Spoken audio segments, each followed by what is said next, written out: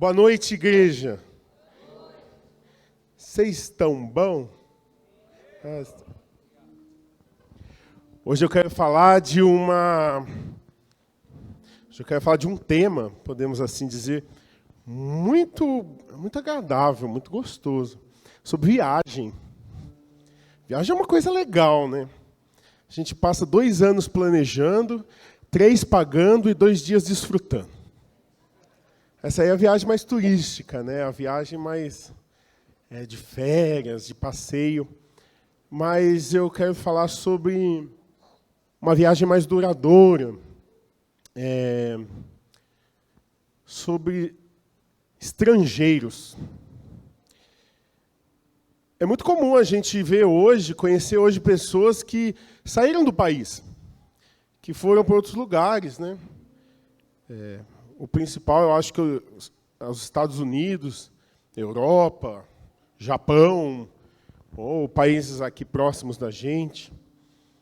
São brasileiros que optaram por começar de novo.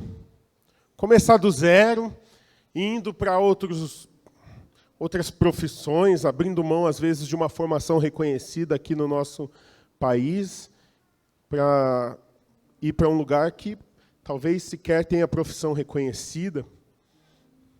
E aí eu fui fazer uma pesquisa de campo e vi que hoje tem 4,5 milhões de brasileiros vivendo fora. Pessoas que nasceram aqui no Brasil, pela lei são brasileiras, mas que hoje vivem em outro país, em outro território. Às vezes a gente pode até não conhecer alguém que tomou essa atitude de ir para um outro país, uma outra nação. Mas existem também aquelas imigrações que acontecem dentro do próprio Brasil, né? Por exemplo, é um exemplo muito interessante, principalmente com Pindamonhangaba, né? Porque Pindamonhangaba, ao meu ver, recebe muita gente que não é de Pindamonhangaba, né? É até uma curiosidade, assim. Eu vou até matar essa curiosidade agora. Quem aqui não é nascido em Pindamonhangaba? Levanta a mão, por favor. Ó, os pindenses, olha para o lado, você vê o tanto de gente. Obrigado por nos receber, Pindamonhangaba. Eu também não sou nascido aqui. E tem também aquelas imigrações que são estaduais, né? Pessoas que são de outros estados, do norte ao sul. Nosso Brasil, nossa, ele é muito gigante, então é muito comum você vir de outro estado. A minha esposa, que estava fazendo o ofertório aqui, ela é de outro estado, ela é do Rio de Janeiro. Glória a Deus por isso. Vocês viram que ela está grávida? Um dia eu acordei, ela estava com o barrigão enorme. Eu falei, amor, já foi ver isso? Ela falou, estou grávida mesmo. Brincadeira. A Clara vai ser um milagre que Deus preparou para a nossa vida. Nesse palco mesmo, eu já testemunhei por outras vezes gestações que foram milagres na nossa vida, mas que, por algum motivo, pela permissão de Deus, não foram em frente. Isso aconteceu por 3 vezes seguidas, em 3 anos seguidos. E Deus nos presenteou com a Clara. E eu não sei nem por que eu entrei nesse assunto. Talvez tenha alguma grávida aqui precisando ouvir que Deus é um Deus de milagres. Talvez tenha uma mulher aqui que ainda não tem filhos e sonha com isso, precisando ouvir. Não desista daquilo que Deus te prometeu. A estéril dará luz a filhos. Amém. Vamos voltar ao que importa. Tudo importa. Glória a Deus por isso. Quem aqui não é do estado de São Paulo? Falou, nossa, já diminuiu. Você é da onde, Brito? Da Bahia? Sabia, não. Aí, ó, tem um pessoal da Bahia. A caravana da Bahia está forte aí. Gente, é curioso que quando a gente entra num outro estado, numa outra cidade, a gente tem alguns choques de realidade, né? Eu lembro quando eu vim de São Paulo para a região do Vale do Paraíba, eu me deparei com uma palavra curiosíssima e muito boa que expressa exatamente o que ela quer dizer. Assim, é um sentido lindo. Beldo. Cara, a palavra beldo é de uma complexidade. São muitas camadas na palavra beldo. E aí depois eu comecei a ouvir que tem beldim. Eu falei, cara, não tem diminutivo ainda, né? Tem o beldo, o beldim, o beldão, talvez, alguém assim do meu tamanho. Mas isso não existe. A 1 hora de distância daqui não existe essa palavra. E aí eu não entendi o que significava. Eu falei assim, caramba, o que é isso? E quantas outras culturas, quantos outros hábitos. Tem um pessoal que come formiga aqui.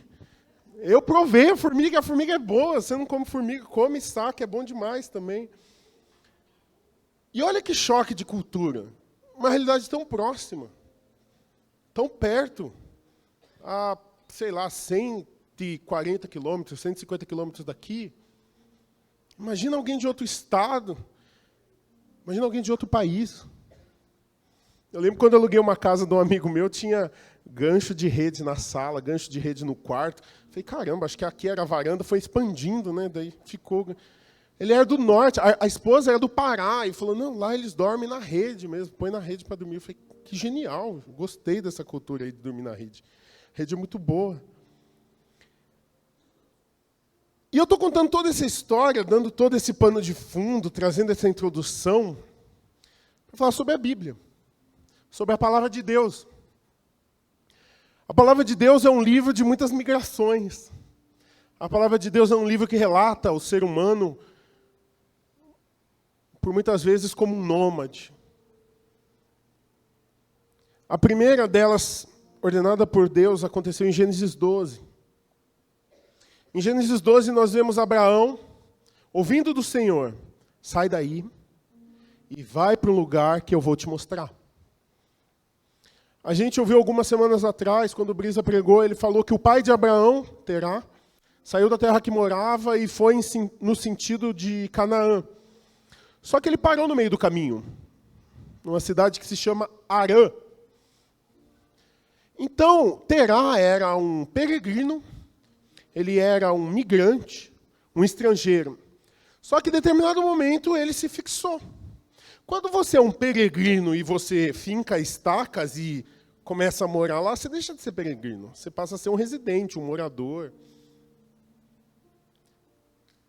Em Gênesis 12 nós vemos que Abraão ouviu isso e Abraão obedeceu. Abraão seguiu. Abraão ouviu algo de Deus e respondeu. Mas isso não se aplica só a Abraão. Existem outros relatos bíblicos, às vezes de uma peregrinação, de um estrangeirismo até forçado. Israel era invadido, Israel era dominado. E os hebreus, os israelitas, eram levados como escravos para uma outra terra. E não só isso. A Bíblia vem nos chamar, ainda no Novo Testamento, nos chamar de peregrinos e de forasteiros. Em 1 Pedro, capítulo 2, a gente lê, amados, peço-vos, como a peregrinos e forasteiros, que vos abstenhais das concupiscências que combatem contra a alma. E ainda fala que, e se invocais por Pai aquele que, sem acepção de pessoas, julga segundo a obra de cada um, andai em temor durante o tempo da vossa peregrinação. Davi, por 2 vezes, ele também se refere como um peregrino nessa terra. Uma vez em Salmos, outra vez em Crônicas. Ele fala, diante de ti, Deus, nós somos como peregrinos e somos como forasteiros. Os dias aqui nessa terra são como uma sombra. Em Tiago, a gente vê também falando que a vida é como um vapor, uma nuvem, que sobe e passa. Tudo passa. Você pensou, até a uva passa. Tudo passa. Testemunhei sobre a minha filha, Clara, que eu estou muito empolgado. Depois de 2 meninos, eu estou muito feliz por ter uma menina. E deixa eu te contar, eu vou ser pai da Clara, mas isso vai passar. O Benjamin não sabe o nome do meu bisavô. Benjamin, meu filho, não sabe o nome do meu bisavô. Do mesmo jeito que você talvez não saiba o nome do avô do seu avô. Eu tenho certeza que para o seu avô ele era um cara incrível. O avô do seu avô foi alguém muito marcante para a vida dele, mas você nem... Olha como a nossa vida é. Como é efêmero. Como é finito. Como é uma sombra. E o que realmente importa? Gustavo, eu entendi. A Bíblia nos chama de peregrinos, a Bíblia nos chama de estrangeiros nessa terra. Mas por quê? Por que razão a Bíblia me chama de peregrino nessa terra? O que tem a ver? Tem a ver que a carne é desse mundo. Nós temos carne. Uns, como eu, têm mais carne. Outros têm menos carne. Mas o Espírito é de Deus. A Bíblia diz que o nosso corpo volta para o pó da terra, de onde veio. E o nosso espírito volta para Deus, que o deu. Deus nos deu o Espírito. Foi de lá. Ele é a nossa origem. O que é nascido da carne é carne. O que é nascido do Espírito é Espírito. E o testemunho é este, que Deus nos deu a vida eterna, e essa vida está em seu Filho. Quem tem o Filho tem a vida. Quem não tem o Filho não tem a vida. O que é eterno, mais do que duradouro, mais do que aquilo que dura para sempre, o que é eterno não teve data de início. A gente tem o hábito de pensar em algo eterno como algo muito duradouro, infinitamente duradouro. Mas, mais do que algo infinitamente duradouro, é algo infinitamente antecessor. Não tem um início aquilo que é eterno. Por quê? Porque é eterno. Então a nossa vida, a vida daqueles que têm o Filho de Deus, é eterna. Ela não só é infinita para frente, ela foi infinita para trás. E nessa vida eterna que nós recebemos de Deus, nós temos uma passagem sobre essa terra. Uma peregrinação. E olha que curioso, em 2 Coríntios, capítulo 5, verso 1, eu gostaria que você abrisse, se possível. Liga a sua Bíblia, abre o aplicativo. Entra na loja, baixa o aplicativo, depois liga o aplicativo. 2 Coríntios 5.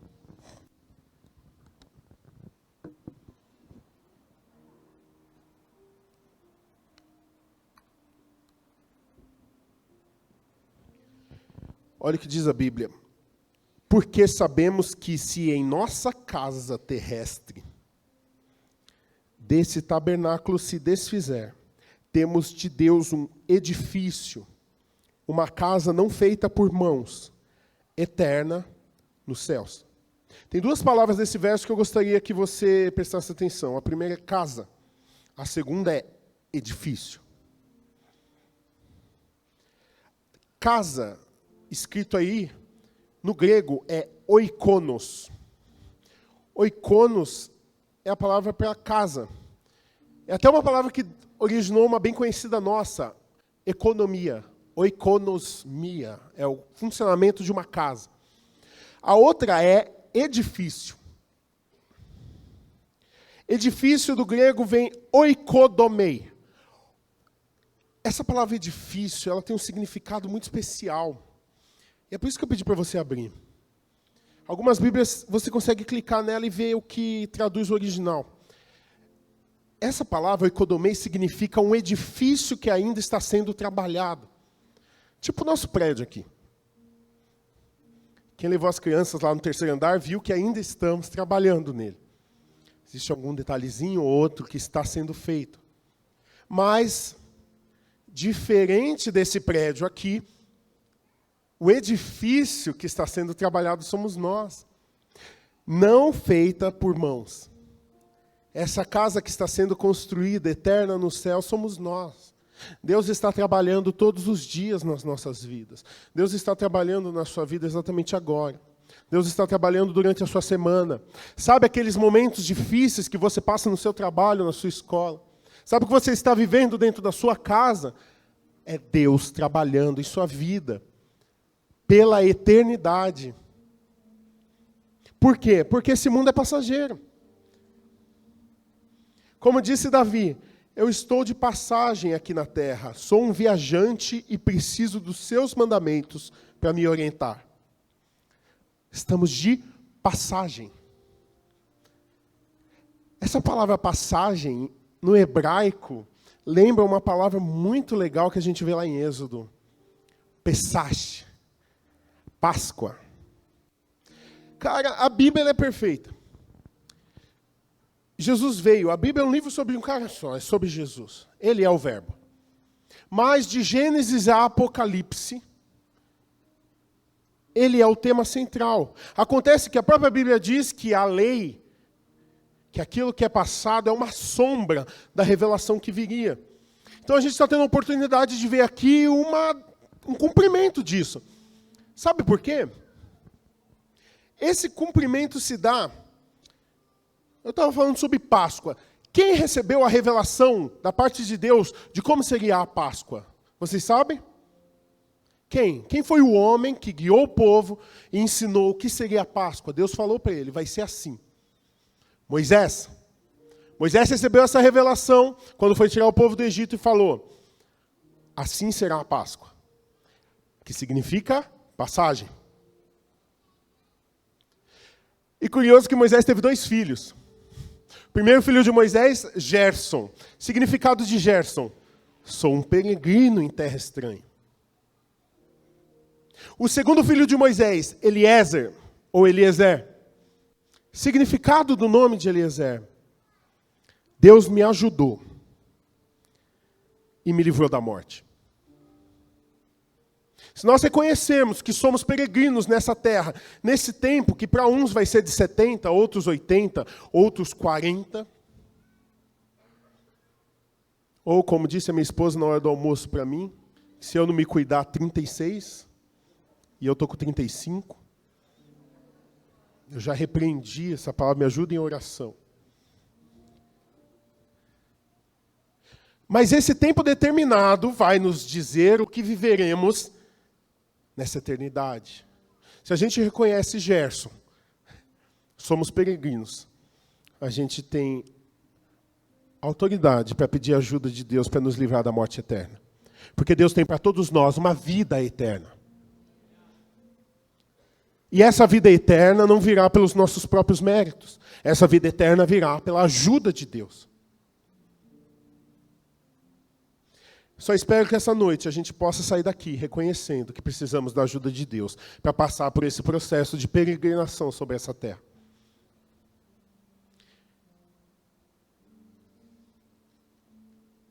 É curioso que estrangeiros, eles têm características em comum. Que a gente pode ver, talvez por um amigo, um conhecido. E eu preguei essa mensagem agora cedo. E um casal veio me procurar e falou assim, a gente está lá no Paraguai. Eu falei, sério? Vocês são estrangeiros? Nós somos estrangeiros no Paraguai. Aí ele está de férias e a gente veio aqui. Eu falei, que legal. Aí a esposa me disse assim, e tudo que você falou é verdade. Eu falei, ainda bem que eu não estou mentindo. Obrigado, Jesus. Ainda bem que você está dando testemunho de que é verdade. Eu falei, é verdade. Por quê? Porque eu levantei algumas características que eu pude observar em pessoas que imigram. A primeira delas, a resiliência. Resiliência, essa força, essa persistência, essa esperança de dias melhores, de algo melhor para acontecer na vida. E eu gostaria de fazer comparativo daquilo que nós vemos no mundo natural com aquilo que nós somos no mundo espiritual. Então a gente consegue ver que, como disse essa irmã, que está lá no Paraguai, falou, tem dia que é difícil. E Jesus sabia que seria difícil, para nós como peregrinos espirituais nessa terra. Jesus sabia que ia ser muito complicado. Por isso ele deixou uma mensagem para nós. No mundo vocês vão ter aflições, mas tem de bom ânimo. Eu venci o mundo. Ele já venceu o mundo. Não está escrito, eu vencerei o mundo. Está escrito, eu venci o mundo. Nós estamos sujeitos, subordinados, cobertos, abençoados, crendo e andando no caminho de Jesus que já venceu o mundo. Por consequência, saiba que você também pode. Então é difícil, sim, é difícil. E o que eu faço, Gustavo? Sabendo dessa dificuldade, Entregue as suas preocupações ao Senhor, e Ele o susterá. Jamais permitirá que o justo venha a cair. Salmo 55. Eu, porém, clamo a Deus, e o Senhor me salvará. À tarde, pela manhã, ao meio-dia, choro angustiado, e Ele ouve a minha voz, Ele me guarda ileso na batalha, ainda que muitos estejam contra mim. Nós precisamos ter o hábito de, nas batalhas da vida, levarmos as nossas preocupações a Deus. Orarmos, buscarmos, clamarmos, chorarmos, suplicarmos. Não sofrer calado em silêncio. Talvez a gente faz isso porque nós somos educados a engole o choro. Vai chorar lá no teu quarto. Fecha a porta que eu não quero ouvir. Jesus quer ouvir o seu choro. Olha que pai diferente. Jesus fala, põe para fora, meu filho. Eu estou aqui para ouvir. Clama a mim. Expõe aquilo que está no teu coração. Chega o tempo de engolir o choro. Chega o tempo de abafar os seus problemas. Ah, mas eu sou forte demais. Homem, não chora. Esses dias eu mandei essa para o meu filho pequeno. Homem, não chora. Mas você sempre chora na igreja. Na igreja é diferente, tem que chorar mesmo. Gente, homem chora assim. Homem chora assim. Aos pés do Senhor ele chora. Mulheres, você não precisa ser toda essa fortaleza que o mundo espera de você. Você tem um pai. Ore a esse pai. E além de orar, Gustavo, o que mais que eu posso fazer? Alegrai-vos na esperança, sede pacientes na tribulação e perseverai na oração. Compartilhai com os santos nas suas necessidades. Procurai exercer a hospitalidade. Abençoai aqueles que te abençoam. Não amaldiçoem. Alegrai-vos com os que se alegram, chorais com os que choram. Romanos 12. Nós temos uma igreja, nós temos uma família para você apresentar a sua necessidade. O seu GC, a liderança do seu GC deve saber o que se passa na sua vida, para você apresentar a sua necessidade, qualquer que seja ela. Como a igreja vai ser mãos e pés de Jesus nessa terra, se não está ciente das necessidades do corpo?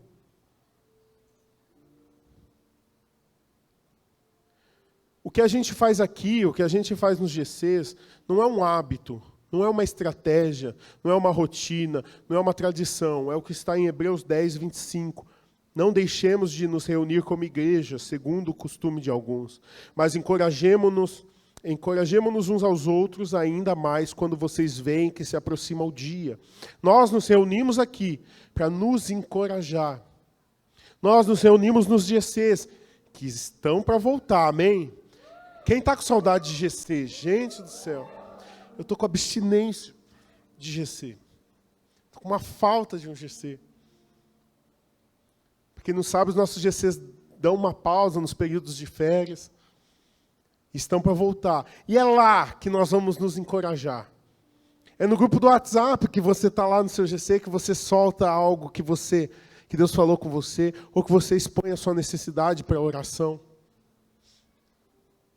Nós podemos contar com a nossa família espiritual para termos essa resiliência enquanto estrangeiros nessa terra, enquanto peregrinos, enquanto caminhamos. Um outro ponto, uma outra característica que eu observo dos estrangeiros e que nós podemos ver também que é algo que nós precisamos fazer enquanto peregrinos nessa terra. A preservação da cultura. A preservação da sua origem. Não é raro você ver a cultura de outros estados sendo manifestas num contexto que você fala, nossa, que estranho. Tipo, o cara do Vale do Paraíba vai morar lá em Goiás e leva uns litrão de pet com formiga congelada para fritar lá. A vizinhança sente o cheiro e fala, meu Deus do céu, o que está acontecendo aqui? Tem história assim. Ou tipo, quando você está lá no Nordeste e aí você acorda para tomar café, você acha que acordou na hora do almoço, porque tem cuscuz com buchada e... É ou não é assim? Eu estou falando besteira? Cara, isso é uma delícia, essa cultura eu gostei. E às vezes a pessoa, quando está aqui, ou está no sul, ou está em outra região, ela acaba manifestando essa cultura. Aquele calor da gota, e a cuia com a bomba lá, e o chimarrão pronto, e fala, meu Deus do céu. E isso deve ser manifesto para nós também. Nós, como estrangeiros, nós, como vindos de Deus, temos uma cultura do reino dos céus para ser guardada nessa terra. Não é o mundo, não é o nosso país, não é o influencer que vai dizer o que pode e o que não pode. O que é bom e o que não é. Como educar o seu filho ou como não educar. É a palavra de Deus. É a cultura do reino. O mundo hoje dita até o que é belo. O que é arte? É uma manifestação artística, uma intervenção artística acontecendo aqui no meio da rua. E aí a gente é obrigado a engolir? Eu fico com a palavra de Deus. Mas a gente deve ter cuidado. Para quê? Para não fechar a porta da nossa casa e viver numa bolha. Então, da porta para dentro, você está em outro país. Você está em outro lugar. Da porta para dentro, esquece tudo aquilo que ficou ali. Agora você está numa nova realidade. Da porta para dentro da minha casa, a gente até voa de tão anjo que a gente é. A gente tem que tomar cuidado para não ser alienados. Viver numa bolha, viver fechado. Dentro de um Tupperware gospel, hermeticamente fechado, que pode ir do freezer para o micro-ondas que não estraga. Não é essa a vontade de Deus. Da mesma forma que não é a vontade de Deus que saiamos imitando tudo aquilo que a gente vê lá fora. E é isso que está manifesto na palavra dele. A gente pode ler que, em 1 João, capítulo 2, verso 15, não amem o mundo, nem o que nele há. Se alguém ama o mundo, o amor do Pai não está nele. Pois tudo que há no mundo, desejo da carne, desejo dos olhos, a arrogância da vida, não provém do Pai, mas do mundo.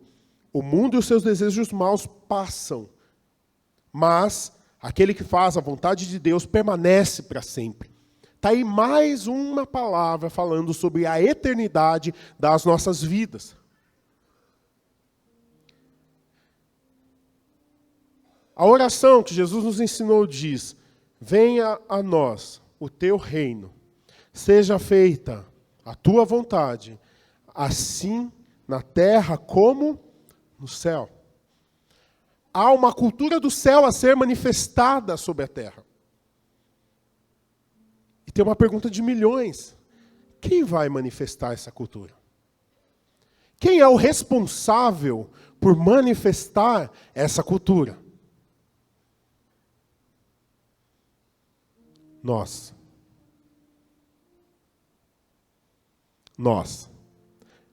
Existe uma cultura eterna e imutável. Paulo já avisava: se um anjo do céu aparecer aqui e pregar um evangelho diferente do evangelho que nós conhecemos, que seja maldito. Se vier qualquer outro aparecer e pregar um evangelho diferente daquele que a gente conhece, que a gente recebeu, que seja amaldiçoado. Deus é imutável e a sua palavra também. Aqui nessa família nós buscamos viver coisas, cultura, princípios do reino. A mesa, a semeadura, a honra, os cultos nas casas, os GCs, as reuniões nas casas, o discipulado, a gratidão. e muitos outros pontos. Então, que nós possamos viver nessa terra a cultura que está no céu. Amém? Que nós tenhamos a consciência do que nós estamos vivendo aqui, dessa peregrinação. E possamos levar isso. Há um outro ponto que eu gostaria de falar a respeito de um estrangeiro. Um estrangeiro, ele não tem muito apego por aquilo que ele sabe que ele não vai conseguir levar. Um estrangeiro que se muda de país e está vivendo uma outra realidade, está morando numa outra casa, ele sabe que essa casa que eu gosto tanto, eu não vou conseguir levar para minha terra de volta. Eu amo a casa, gosto, cuido, mas eu sei que ela vai passar. Eu conheci uma família, conheci a história de uma família, aliás, em que o pai, por se mudar por muitas vezes, coisas assim de 10 países diferentes, eles tinham uma regra. Quando eles iam se mudar, a regra era, você só pode levar o que cabe nessa mala. Isso faz a gente refletir sobre algumas coisas, sobre o que é essencial. É muito bom a gente adquirir coisas e ter coisas preferidas, livro que eu amo, aquele vaso da vovó. Essa panela é muito boa para fazer ovo. Não existe igual. Só que aqueles que passam, aqueles que estão em peregrinação, eles sabem que não se pode ter muito apego. E o que nós estamos carregando na mala do nosso coração? O que tem ocupado um espaço que deveria ser dedicado às coisas eternas? O que tem ocupado um espaço dentro do nosso coração? Coisas favoritas, sonhos, expectativas, planos, em que nós deixamos um pouquinho de lado a nossa vida eterna e colocamos essa vida terrena. Não estou falando em nenhum momento aqui de eternidade em negligenciarmos aquilo que nós temos vivido, muito pelo contrário. O próprio fato de você estar preocupado com a eternidade faz você ser diligente com a sua vida terrena. É muito comum a gente ver no meio do reino de Deus pessoas escapistas, que falam, já que o corpo é glorificado, eu não cuido desse. Ou, já que um dia eu vou estar nas ruas de ouro, eu não preciso me preocupar nem com o sustento da minha família, porque Deus proverá. Não, muito pelo contrário, nós somos edifícios sendo trabalhados por Deus. E Deus quer que seja na terra como já é no céu. Então, olhando ali no frigir dos ovos, a terra deveria ter ruas de ouro. O nosso esforço deveria para vivermos a plenitude e a prosperidade do que Deus tem para nós no céu aqui nessa terra. O nosso corpo glorificado deveria já começar a ser trabalhado desde já. E o último ponto do que eu vejo na característica de um estrangeiro, de um peregrino. Isso é muito marcante em todos com quem eu tive contato, em todos com quem eu pude falar e pude até pesquisar para a elaboração desse esboço. Existe uma fala muito comum. Um suspiro por retornar à sua terra. Uma expectativa de uma volta para sua casa. Eu já ouvi assim, eu sei que aqui não é minha casa. Eu sei que eu estou por um fio aqui, né, nesse contexto, talvez por questão documental, judicial, imigratória. Ou então assim, eu saí por conta da segurança pública do Brasil. Mas e se mudasse a questão da segurança pública do Brasil? Aí ia ser um país perfeito. Aí eu voltaria na hora. Eu fico me perguntando e fazendo esse paralelo com a peregrinação espiritual que temos vivido. O quanto nós temos expectativas de retornar ao lar. De retornar para a nossa terra. De voltar de onde viemos, que é Deus. O quanto a gente suspira por estar de volta. Em Hebreus, capítulo 11, nós temos um texto muito famoso na Bíblia. É chamado de o rol dos heróis da fé, ou a lista dos heróis da fé. Em que o escritor de Hebreus coloca ali vários nomes de pessoas, homens, até mulheres, que são elencados como guardiões da fé. Exemplos. Hebreus 11:13 diz: todos estes ainda viveram pela fé e morreram sem receber o que tinha sido prometido. Viram as promessas de longe, e de longe as saudaram, reconhecendo que eram estrangeiros e peregrinos na terra. Os que assim falam mostram que estão buscando uma pátria. Se estivessem pensando naquela de onde saíram, teriam a oportunidade de voltar. Em vez disso, esperavam eles uma pátria melhor, isto é, a pátria celestial. Por essa razão, Deus não se envergonha de ser chamado o Deus deles, pois preparou-lhes uma cidade. Esse texto é muito poderoso, porque fala de pessoas que, mesmo sem terem recebido a promessa que Deus havia feito, olharam de longe, deram um tchauzinho e falaram: deixa eu ir para o lugar que foi preparado para mim. A gente conversava lá em cima, antes de nós começarmos o culto, e é curioso vermos que um dos papos que rola, até como uma piada, é falar assim: não, no céu, imagina na churrascaria do céu aquele rodízio só de wagyu top. Ou então pessoas que falam assim: quando eu for para o céu, eu vou conhecer Fernando de Noronha. Porque aqui na terra não vai dar mesmo, né?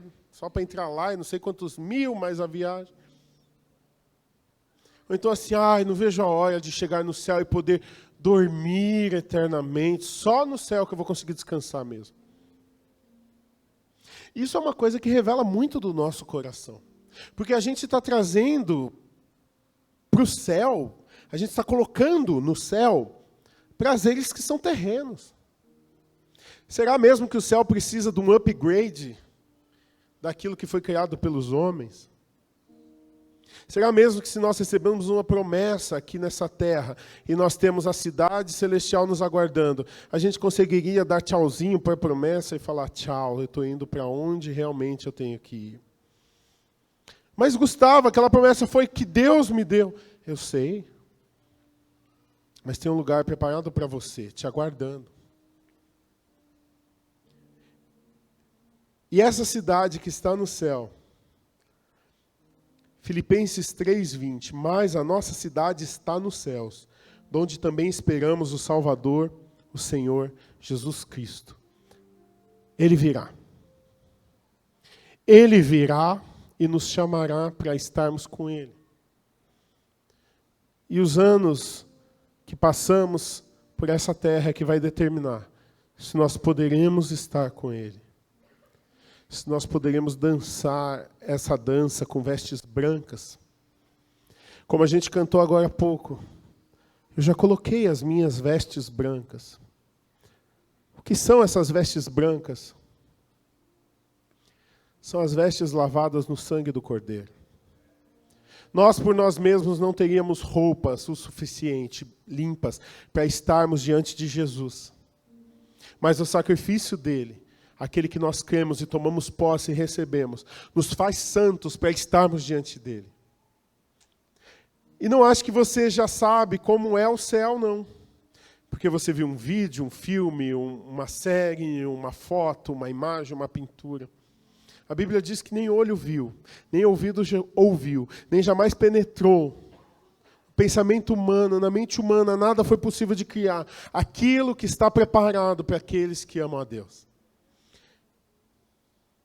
Tem uma frase de Spurgeon que ele fala assim: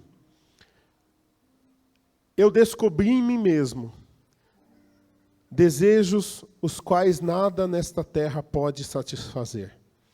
A única explicação lógica é que eu fui feito para um outro mundo.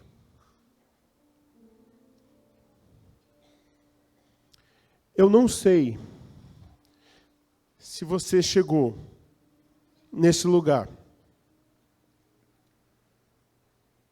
com uma lacuna, com um espaço vago e buscando ser preenchido de alguma forma. O que eu sei é que Jesus está aqui.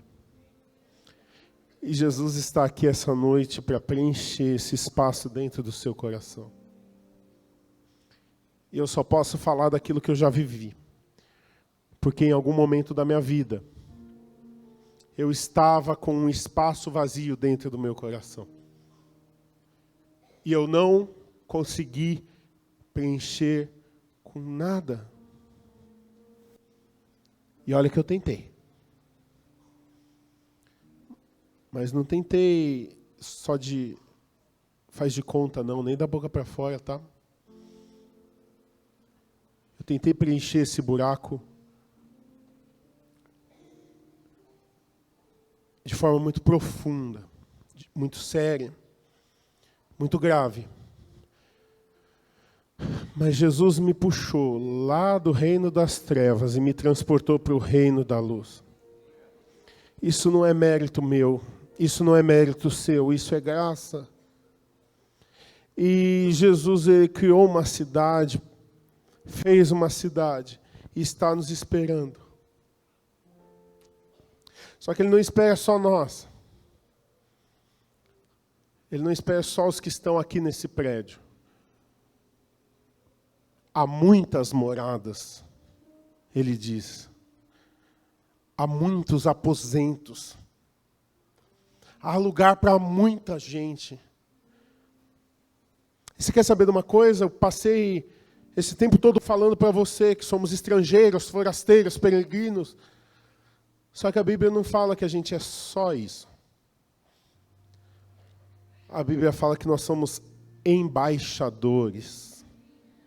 A nossa visão de um peregrino é alguém com uma trouxa num cabo de vassoura, vagueando por uma cidade, coitadinho. Ou algum estrangeiro fazendo um subemprego, passando por necessidade. Só que quando a Bíblia olha para nós e nos chama de embaixadores, aí a figura muda no nosso coração, né? Porque ser um embaixador vai além do que ser simplesmente alguém que está numa terra estrangeira. Ser um embaixador vai além. Ser um embaixador significa que você carrega essa cultura. Ser um embaixador significa que onde você vai, você coloca os seus pés e ali se torna uma terra, ali se torna um lugar que é como se fosse a sua nação de origem. Você sabia que embaixadas são solos, são localizações, são espaços do outro país aqui dentro do nosso país? Então, quando fala, fulano está na embaixada dos Estados Unidos, lá é solo americano, cara. Olha que curioso, né? Onde está o embaixador está a representação máxima daquele outro país nessa terra. Nossa, estou olhando aqui para vocês, já estou vendo a convenção dos embaixadores do reino, né? Meu Deus do céu! Imagina a gente saindo por essa porta e entrando por vários lugares dessa cidade, carregando essa mensagem, porque o embaixador é uma testemunha do que eu vi na minha terra. Nós somos da eternidade, nós somos de Deus, o Espírito vem de Deus. Então há algo que nós precisamos levar para essa cidade, há algo que nós precisamos comunicar por meio do Espírito, para atingir outros.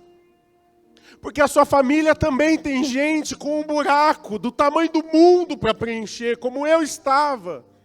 Porque o seu colega de trabalho, que está lá dando atestado por problema psicológico, ele precisa ouvir uma mensagem.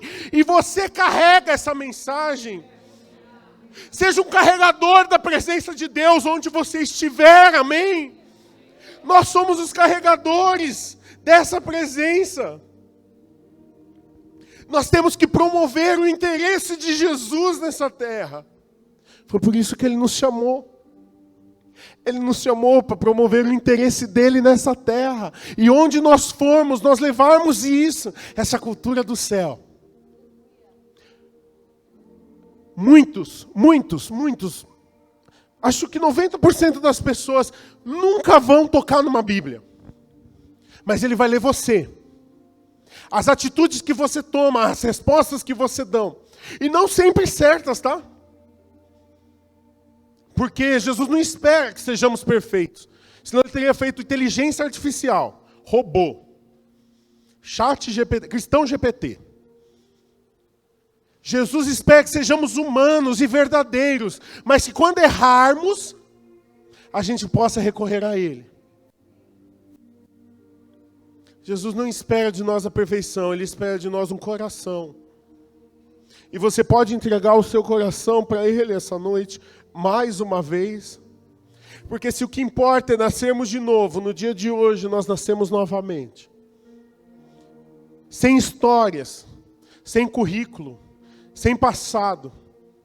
Ele nos chama a cada dia a um reencontro com Ele. Ele nos chama todos os dias, como resgatador que Ele foi, a seguirmos os seus passos e resgatarmos também. Você pode se colocar de pé, por gentileza? Porque há algo da parte do Espírito Santo para ser derramado sobre nós essa noite. Há uma unção sobre essa casa. Algo a ser manifesto nos nossos corações. E aqueles que querem se colocar debaixo dessa unção, eu peço que abra a sua boca nessa hora. Enquanto o Ministério de Música louva a Jesus, eu quero que você, por meio do Espírito Santo, acesse um lugar nele com as suas palavras, pedindo perdão, o louvando e o agradecendo por essa mensagem, por esse chamamento.